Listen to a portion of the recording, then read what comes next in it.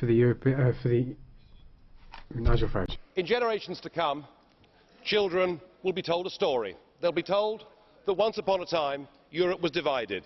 There was a big wall down the middle of it, and the people in the East were very poor, and they had no democracy, and they lived under an evil system called communism that killed millions of its own people. But joy of joys, the wall came down, and we finished up with 27 nations, and those people lived in democracy, and 500 million people lived in peace. But sadly, no, there is more. I promise you there's more. Bit of exercise.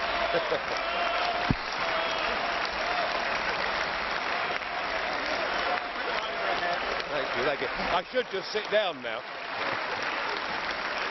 Well, I must say, that's the first time I've ever received such applause, and I'm tempted, Mr. Verhofstadt, I am tempted to sit down, but if I may, sadly, the story continues.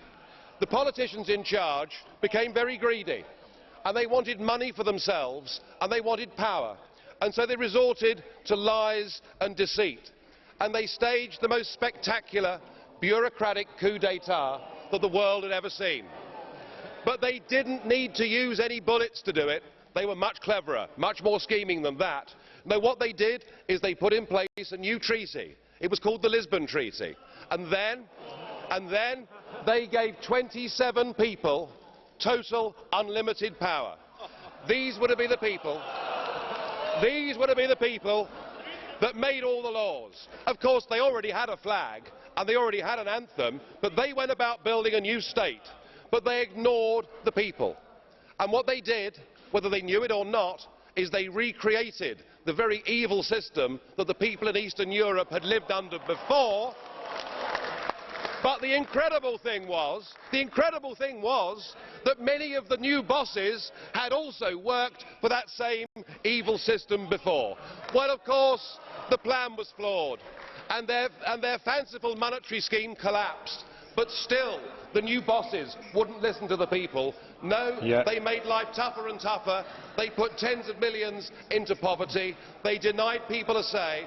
And in the end, those people had to resort to violence to get back their nation-states and their democracy.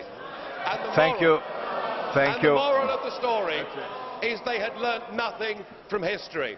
Members of the European Parliament, before you give this Commission power, remember that 60 years ago, an Iron Curtain came down on Europe. That now, with this Commission, there is an economic iron fist, and it's being felt in Greece today. We cannot build Mr. President. Thank you very much. Thank you, Mr. President. Thank you. Thank you very much.